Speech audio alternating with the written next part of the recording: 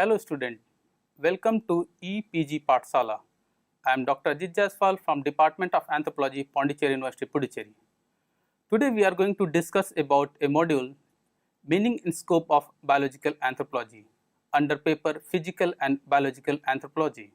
So let me give you the introductory information about this module. The term anthropology is actually derived from two Greek words, anthropos and logos. The meaning of the former is man and the latter is science. Therefore, anthropology is the science of man or human. But its scope differs from that of other sciences dealing with human. Anthropology studies the different aspects of life of human, right from the date of his origin to the present day. For example, its physical feature, differences, cultural variation, social, political, religious and other affairs. Even though there are a number of scientists like Herskowitz, Broco, Serge, they tried to define the term anthropology.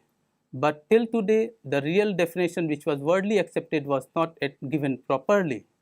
But overall, we can say that the term anthropology can be explained by four important terms. First, scientific. Second, holistic. Third, space. Fourth, time. So we can say that anthropology is the study of man, or in fact we can say that anthropology is the scientific study of man in space and time.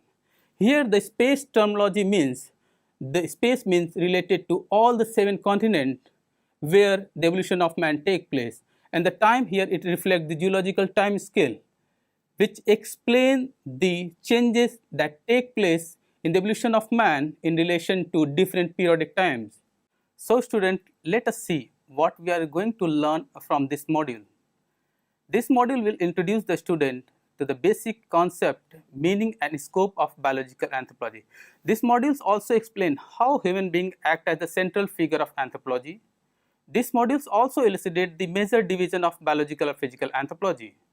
Now let's discuss about the next important topic, man, the central figure of anthropology. Man's first appearance on the earth is a wonderful happening. The creation of earth itself is also a mystery. It so happened that the sun in its course came nearer to a star many times larger than the former, owing to some natural reason. As a result of the greater planetary attraction, certain gaseous substances came out of the body of the sun. In the meantime, larger star went far away from the sun. The gaseous substances that came out of the sun began to lengthen and cool down. After some time, this gave rise to 8 rounded bodies called as the planet. The earth is one of the planets. Gradually, earth cooled down by radiation, and then it experienced a continuous heavy shower which created the ocean, the seas, the river and channel on its surface. After a long time, when the conditions became favorable, life appeared on the earth. With our present state of knowledge regarding the earth and life, we cannot explain the process of the beginning of life, but from the geological and paleontological evidences, we can easily say that the first life on the earth was a unicellular organism, example amoeba. Day by day, the unicellular simple organism attained complex form by gradual changes in structure and ultimately gave rise to the most complex type of animal, we can call it the man. But it took much longer period and had to pass through the complicated way. The process by which the simple and homogeneous organism gradually became complex and heterogeneous is known as organic evolution. In order to have a general idea about the evolution of various forms of life, we should turn to the geologist and the paleontologist. The geologist and the paleontologist are really helpful in obtaining the past and the characteristics of fossilized remains found on Earth. The different layers of the earth have been arranged chronologically with their characteristics of fossil remains of plant and animal. The earliest layer contained no traces of life, and this is why they are known as azoic or lifeless layer. Some prefer to call this as a archaeozoic on the ground that the first form of life was too minute and soft to leave any traces of their existence on the layer of the earth. The Quaternary epoch of the Cenozoic era is remarkable by the emergence and development of man, who is the subject matter of our study. Formerly, man was regarded as the special creation of God, and it was thought that he had no relation with other animals. But at the beginning of the 19th century, the development of a few branches of science, especially paleontology, comparative anatomy, geology, etc., helped a few energetic persons to come forward demanding man's close relationship with other animals. As early as the 18th century and earlier, the bone remains of various extinct animals and dressed flint have been discovered by some scientists. On those facts, they tried to establish the great antiquity of man. The declaration of the scientists, no doubt, caused a great controversy. But when Boucher de Perthes, a French custom officer, discovered in the year 1846 a few dressed stone artifacts from the ancient gravel of Somme Valley near Abbeville, the controversy regarding the antiquity of man spread throughout the length and breadth of the country. Most of the scientists of those days opposed Boucher de Perthes' claim regarding the antiquity of man. In 1954, Dr. Riglot, after discovering a few Abbevillean types of artifacts from the sand pits of Saint Echule, strongly supported the view of Boucher de Perthes. Then in the year 1859, a group of British scientists examined the fact critically on the site and acknowledged the claim made by Boucher de Perthes. The year 1859 will be remarkable forever in the history of human being due to the work done by or the publication of an epoch-making book of Darwin's called as The Origin of Species. From the result of his work, Darwin established the doctrine of evolution. According to him, man is a result of evolution from lower animal. Similarly, in the year 1871, he wrote a book called The Descent of Man, in which he came to the conclusion that a member of anthropomorphous subgroup gave birth to man. The result of Darwin's research were wholeheartedly supported by Huxley in England and later on Haeckel in Germany. The view of this eminent scientist brought a revolution in the line of thinking of those days regarding the origin of man.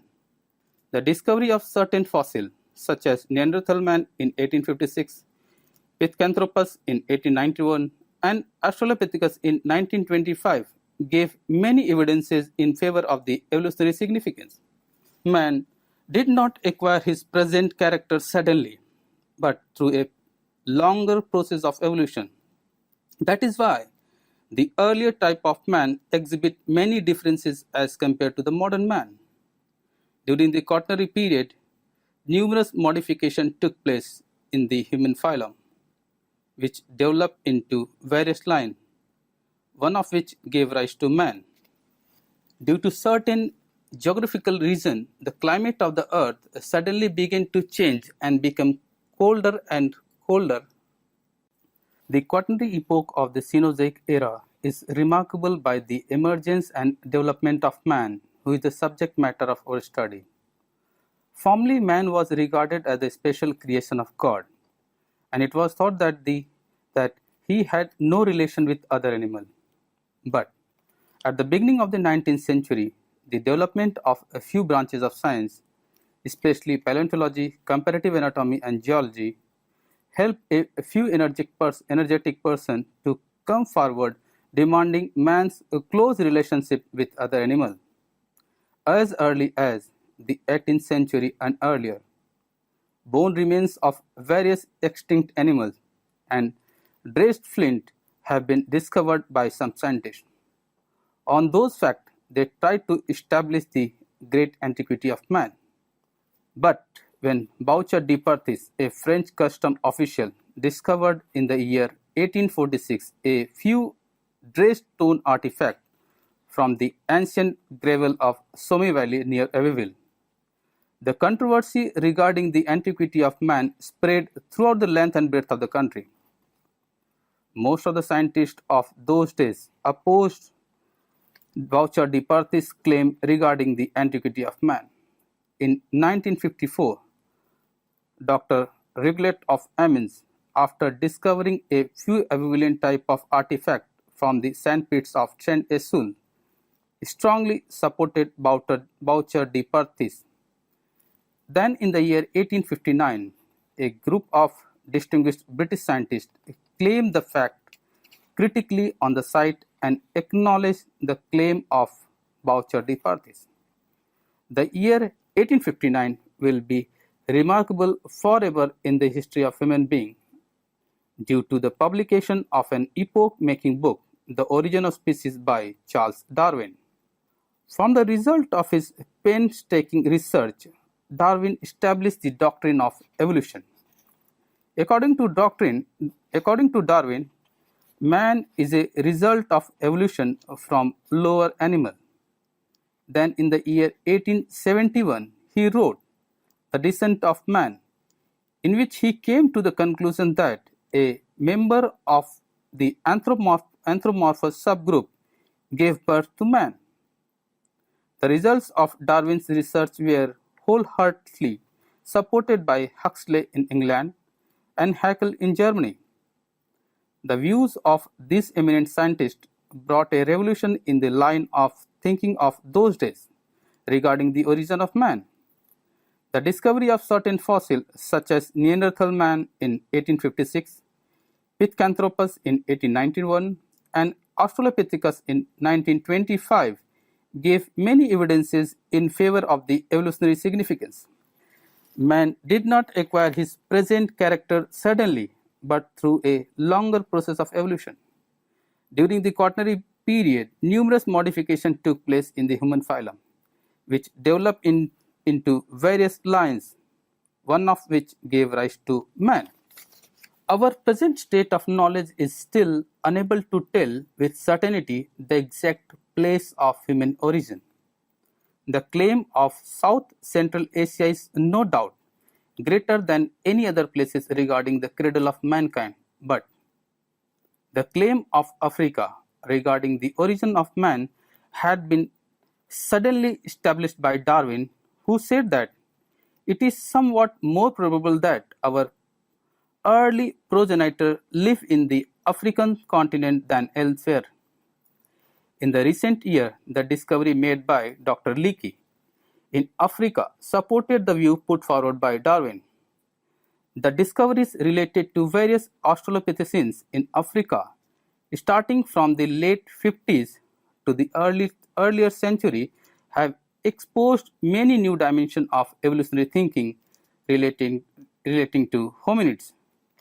The international expedition conducted in Afar region in northeastern Ethiopia, Africa, between 1973 and 1977 put light on the question of origin of hominids in this continent. However, the process of evolution, though it may be true, was not restricted to a single continent. From the above discussion, it is seen that the subject matter of physical anthropology is really vast and complex, but at the same time it is interesting for all concerned as it tells the story of man, a unique and unparalleled creation of the nature, from the date of his origin up to the present day. A major problem of physical anthropology then is the earlier type of man and his nearest relatives among the apes and the monkey. The study of the physical features, blood type, and behavior pattern of these apes and monkey is necessary to understand the development of these factors in man. The physical anthropologist also tries to trace a particular structural feature from the earliest population. While searching out the nature of trade, he could try to know its appearance in man and how it became widespread, and if it disappeared, what is the reason behind it? Of modern man belongs to a species Homo sapiens. The man of today, though they differ in certain cases outwardly, are all quite similar to one another in basic characteristics. It is seen that the man found during the prehistoric period differ greatly from the modern one. If anybody goes to the very early period, he will find no human forms. This fact has already been pointed out in the previous line. Owing to this reason, it has been remarked that Homo sapiens of today have emerged from earlier non-human forms. The way by which man developed from his non-human ancestors, and also the process of change that is still going on in his bodily part, is the subject matter of physical anthropology. The Homo sapiens of the world can be divided into a number of such groups known as race. The race itself is a problem, and its study requires much knowledge and care. In physical anthropology, the scientific study of different aspects of race, like its origin, types, migration, intermixture, racial physiology, and psychology, is a complicated, interesting, and thought-provoking matter. The study of man will be incomplete if anybody neglects the importance of environment on man's various working. In studying physical anthropology, we should know how the environment has affected and continue to affect the structural feature of man. In studying the diversity of human form, a physical anthropologist gives much interest on environmental factor.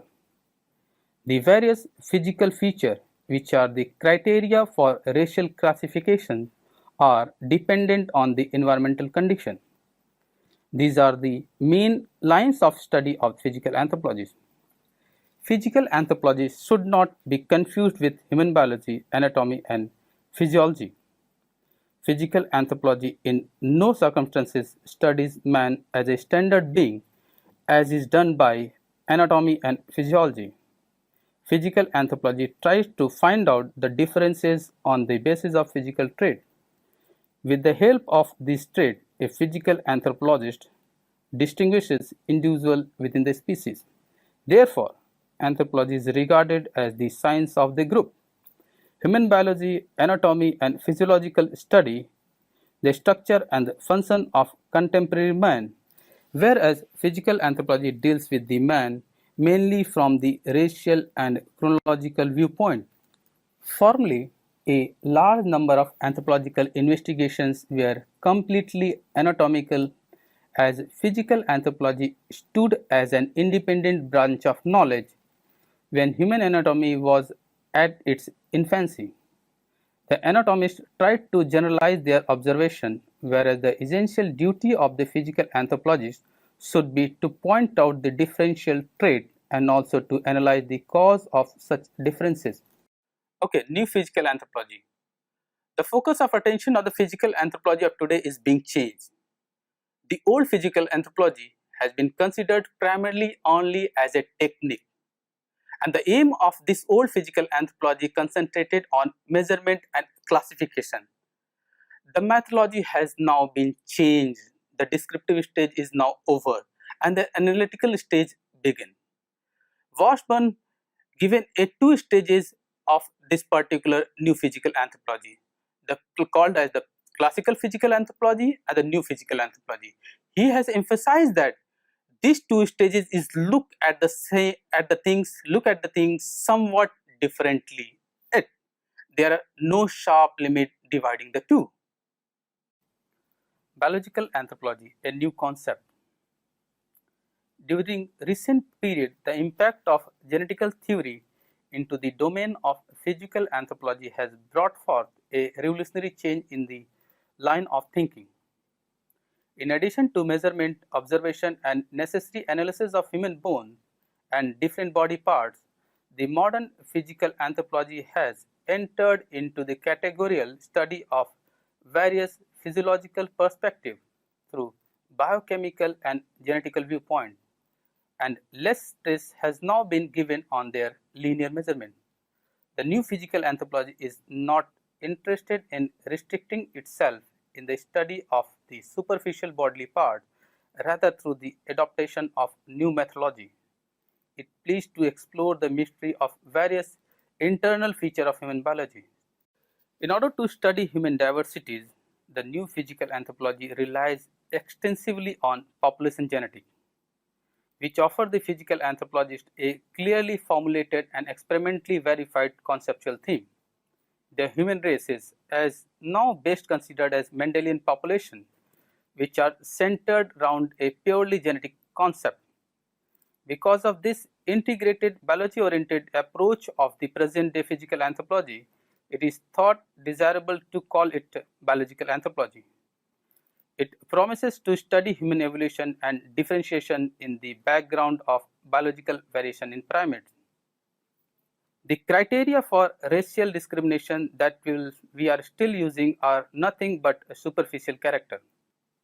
In recent time, the attention of physical anthropologists has been diverted and look at the less obvious but intrinsically more important differences such as blood type, differences in musculature, etc.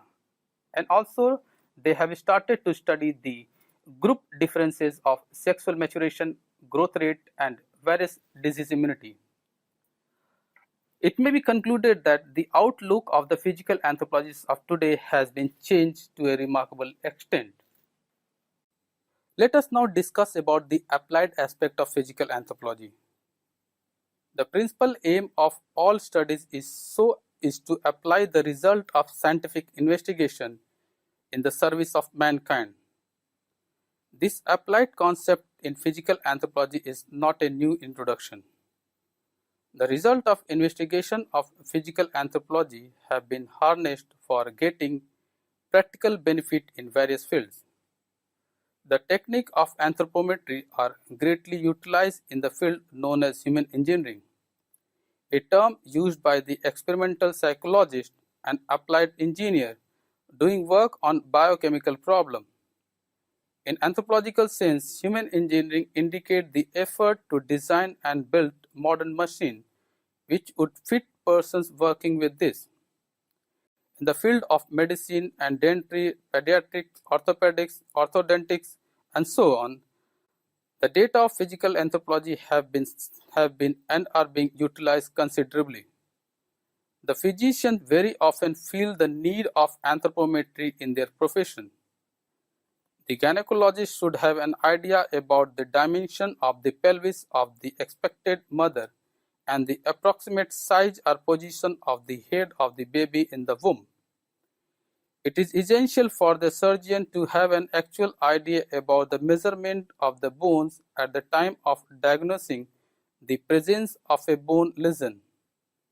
Anthropometry has got a special role play in sports medicine also. The actual idea about the different dimensions of the body, increase in muscular volume, etc., can be obtained only by measuring the body scientifically. The use of this branch of science in finding the solution for many medico-legal problems is immense. The physical anthropologists have tried to utilize their result of study in understanding the different disease resistance to temperature, humidity, etc., which are optimum for them. The recent advancement in the study of human problematic situations and the physical anthropologist has been able to come forward to examine their data in the light of modern genetics. The result of their study have potentially important application.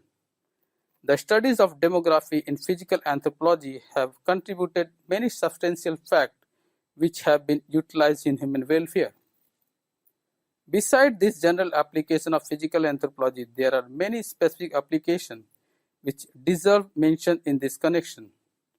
A number of studies have been conducted by the scholars who reflected the usefulness of physical anthropology in diverse fields of human life.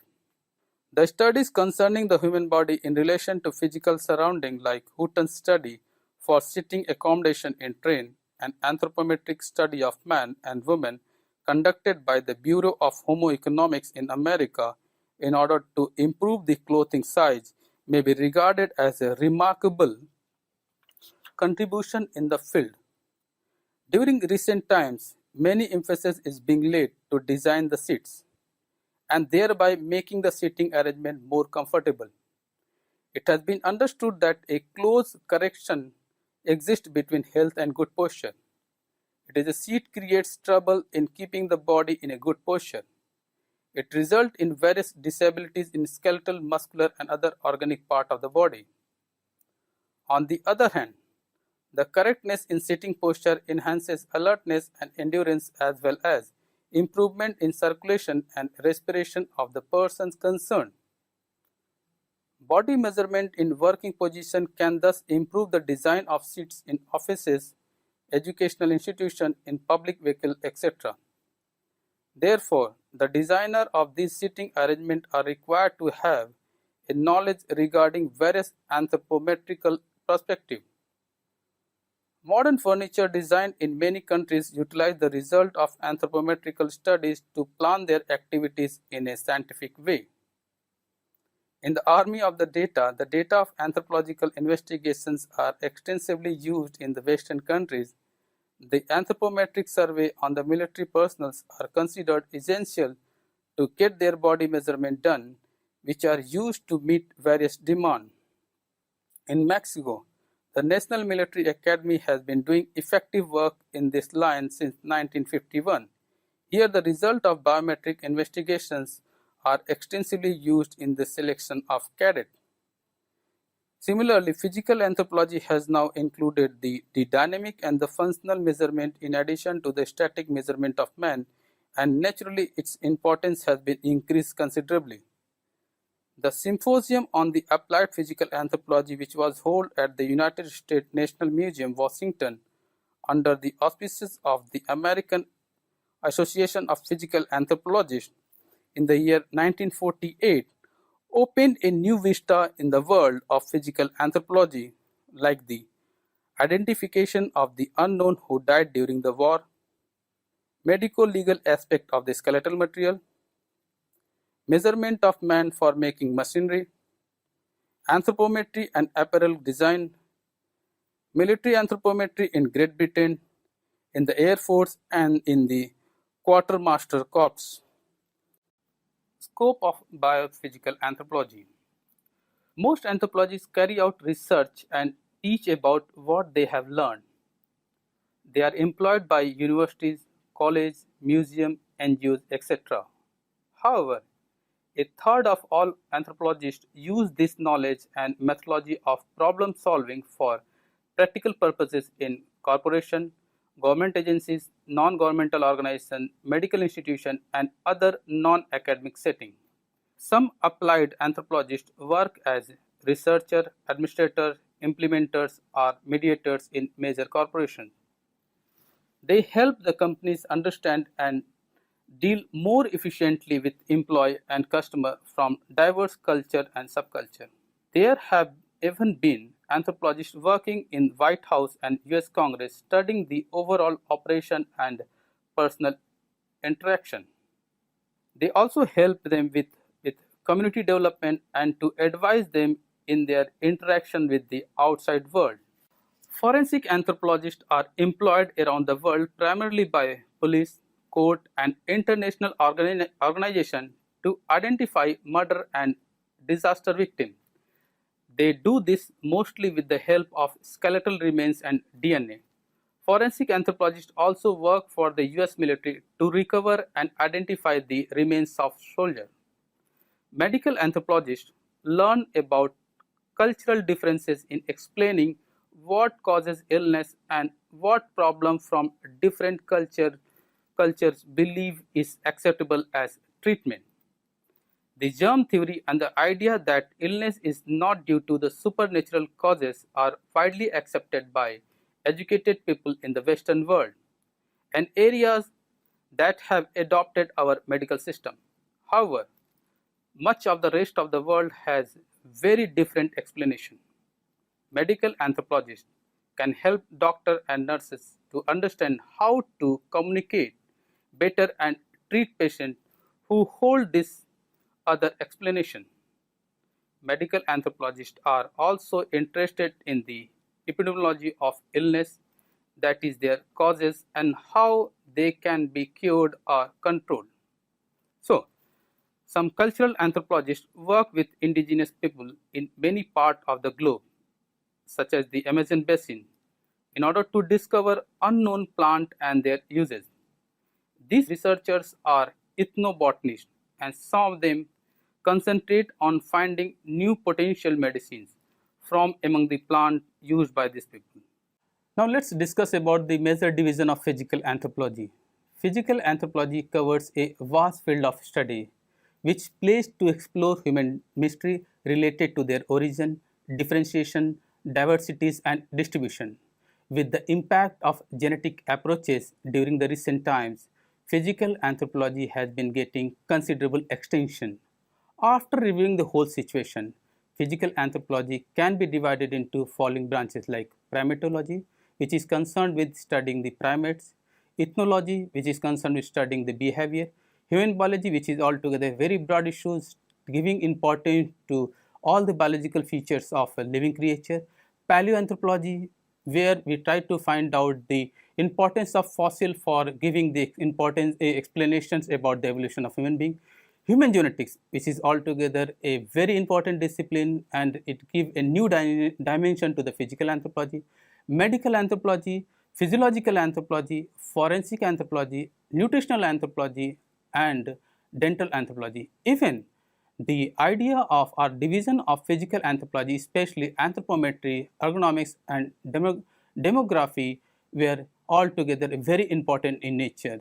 Nowadays, the new discipline or new divisions of physical anthropology has been added called as ethnology. So now let's discuss about some of the important points that we have learned in these modules. As we have already discussed that anthropology is a science of man, it unfolds the mystery of human life. It views man in totality and its scope is characterized by a specific principle which differ markedly from all other disciplines related to man and his activities. We have already discussed that anthropology has four broad subdivisions, that is physical anthropology, biological anthropology, nowadays it is called as biophysical anthropology. Next is cultural anthropology or social anthropology. Next, prehistoric archaeology and linguistic anthropology. Physical anthropology or biophysical anthropology or biological anthropology being studied man's evolution, structural variations, racial composition, etc. It also gives importance about human diversities and variations as it is known to be the important subject matter of this area of study. Whereas in the case of cultural anthropology, which mainly studies the way of life of man, physical anthropology tried to find out the phenomena which created the situation for human origin and how the development of various hominid forms gave rise to modern Homo sapiens, what we call it as the modern man. The human study of human diversities has followed the study of human evolution. Even the impact of ecology and environment on the formation of physical feature of man has got an effective role. With the change of time, the focus of the physical anthropology has also been changed. The old physical anthropology, as it was explained by Wasburn, was based on mainly on measurement and observations of the human body. But now, the concept of new anthropology has come out, which gave much more importance to integrated approach, applied approach and interpretive approach. It tried to explore this feature in the perspective of the influence of environment as well as other genetical features. With the development of study of human genetics, physical anthropology has now been oriented with genetical principle. All the biological traits are now being understood in the terms of genetics interaction. Thus, physical anthropology has now been designated as biological anthropology. The application of the result of study on physical anthropology in human life and work has been proved very effective. That's why the new concept, what is called as applied aspect of physical anthropology, has got a variegated role in the welfare activities of human communities, especially in the field of health, hygiene, biological hazard, and various misconceptions. Thank you.